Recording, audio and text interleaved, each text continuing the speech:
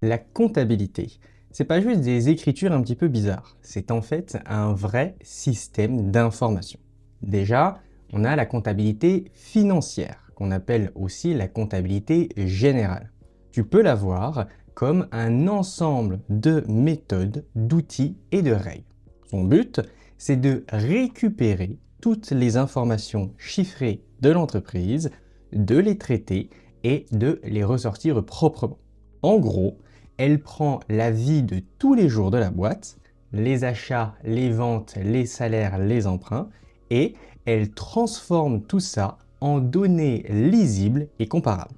C'est un petit peu le tableau de bord chiffré de l'entreprise. Cette comptabilité financière, elle a 4 gros traits.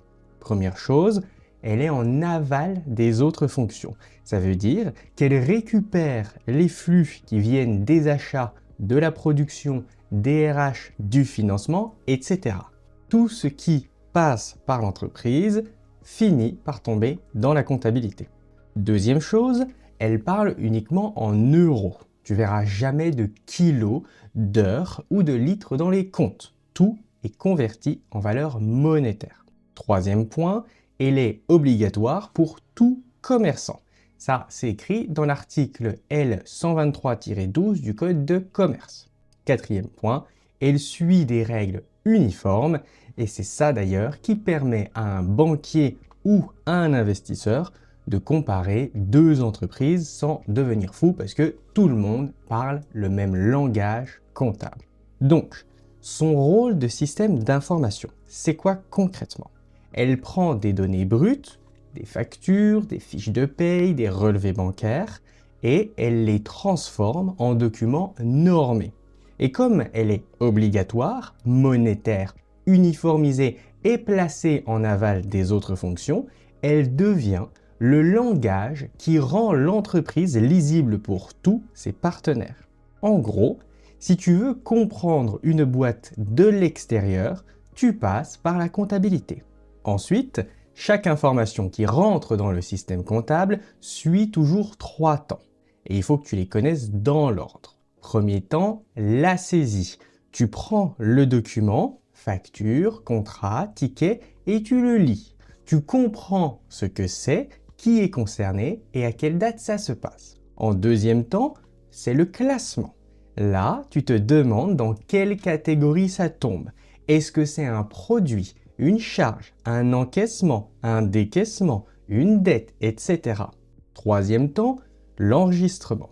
Une fois que tu as compris et classé, tu passes à l'écriture dans les comptes en respectant des règles précises pour qu'au final tu puisses sortir des documents synthétiques homogènes. Attention pour ton examen. On attend que tu maîtrises bien l'ordre saisie, classement, enregistrement. Si tu les mélanges, t'es mal barré.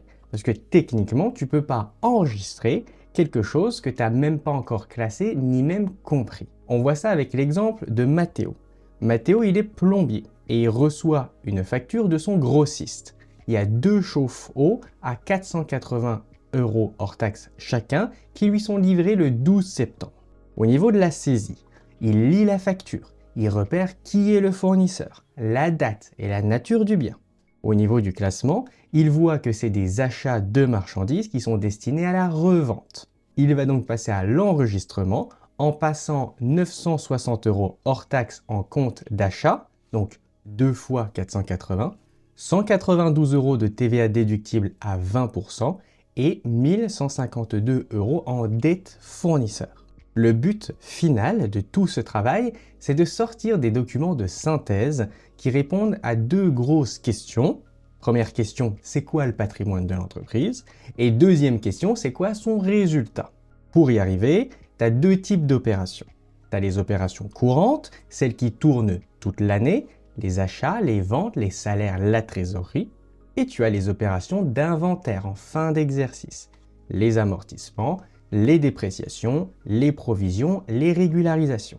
Ces opérations-là, elles viennent corriger et compléter les comptes pour coller à la réalité au moment de la clôture.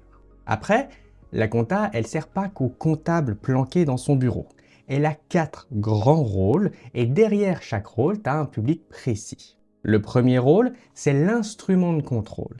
Et là, il y a deux types de contrôle qui se complètent, interne et externe. Le contrôle interne, c'est tout ce que l'entreprise met en place elle-même. Procédure, séparation des tâches, organisation des validations, etc. Ça sert aux actionnaires parce qu'ils veulent savoir si l'argent est bien utilisé et au CSE pour tout ce qui est négociation des accords sociaux. Le contrôle externe, c'est quand quelqu'un de l'extérieur vient vérifier. Ça peut être un contrôle légal par un commissaire aux comptes ou un contrôle contractuel demandé librement par l'entreprise. Et ça intéresse beaucoup les banques et le fisc parce qu'ils se basent dessus pour juger la fiabilité des chiffres. Le deuxième rôle, c'est un moyen de preuve. Une comptabilité tenue régulièrement, tu peux la sortir en justice comme élément de preuve quand il y a un litige entre commerçants. Par contre, si la compta est tenue de façon irrégulière, la personne qui l'a tenue ne peut pas s'en servir à son profit. Et les juges, ils demandent la communication de la compta que dans ces cas assez limités. Succession, partage de société, redressement ou liquidation. Troisième rôle, c'est un outil d'aide à la décision. Et là, tu as deux grandes catégories d'utilisateurs. Les utilisateurs internes d'abord, les dirigeants qui vont se demander est-ce qu'on investit, est-ce qu'on lance une nouvelle gamme, est-ce qu'on rachète une autre boîte, et les responsables opérationnels qui regardent la rentabilité d'une ligne de produits, d'une boutique ou d'une équipe.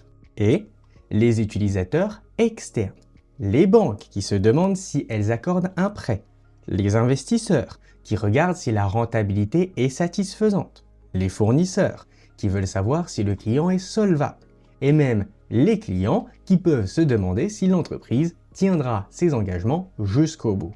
Quatrième rôle, c'est un instrument de dialogue social. La compta, quand tu l'agrèges à grande échelle, elle sert à produire des stats nationales par secteur, par taille, par nature et à calculer des indicateurs comme le PIB. Et à l'échelle de l'entreprise, elle sert de base pour le partage de la valeur ajoutée. Les dividendes aux actionnaires, l'impôt à l'État, les salaires et les participations aux salariés, les cotisations aux organismes sociaux et les intérêts aux prêteurs.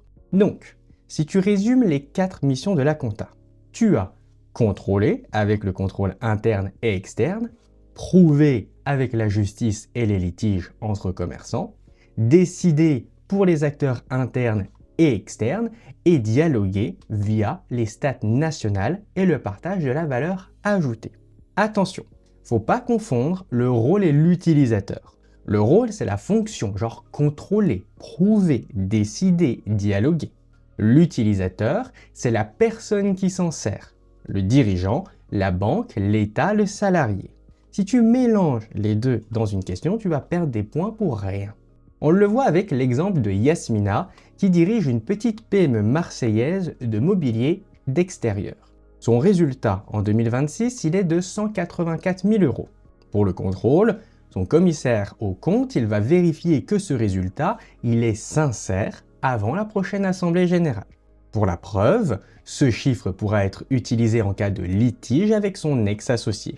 Pour la décision, sa banque va s'en servir pour décider si elle lui accorde un prêt de 90 000 € pour un nouvel atelier.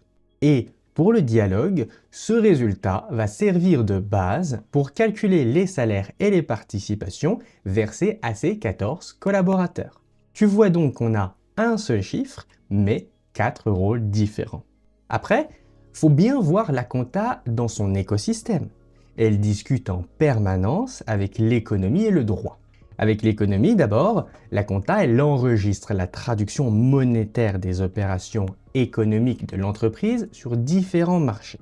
Sur le marché des biens et des achats, elle capte les achats, la production et les ventes. Sur le marché du travail, elle enregistre les salaires et la redistribution des revenus. Sur le marché financier, elle suit les instruments de paiement, les placements et les financements. Et la relation, elle est dans les deux sens. Les évolutions économiques modifient la comptabilité. À la fin du Moyen-Âge, le développement du crédit y pousse à passer d'une compta de caisse à une compta d'engagement en partie double. Au 19e siècle, avec l'essor des sociétés cotées, on impose la présentation du bilan et du compte du résultat. À la fin du XXe siècle, la mondialisation, elle rend nécessaire l'harmonisation internationale avec les normes IFRS et au XXIe siècle, le numérique et la RSE poussent à la dématérialisation et à la communication extra-financière. Le droit et la compta sont aussi très liés. D'ailleurs, tu as 4 branches.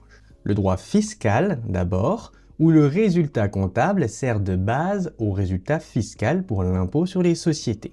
Et dès qu'il y a un changement de taux d'IS ou de TVA, ça se répercute directement dans la compta. Ensuite, le droit des sociétés. Le code de commerce impose le dépôt des comptes au greffe du tribunal de commerce et encadre la tenue des livres comptables. Le droit social aussi. Les cotisations sociales, elles sont calculées sur la rémunération comptabilisée. Et les URSSAF peuvent venir contrôler la comptabilité de la paie. Et enfin, le droit des marchés financiers. L'AMF, elle veille à la fiabilité de l'information financière des sociétés cotées, donc la qualité de la compta. Elle conditionne le bon fonctionnement des marchés.